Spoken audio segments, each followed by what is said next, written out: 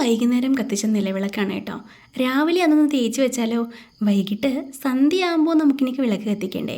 അപ്പോൾ അതിനായിട്ട് രാവിലെ കുളിയും കാര്യങ്ങളൊക്കെ കഴിഞ്ഞു. വിളക്ക് കത്തിക്കുന്ന ഭാഗമൊക്കെ ഒന്ന് തുടച്ച് വൃത്തിയാക്കി എടുത്തു കേട്ടോ.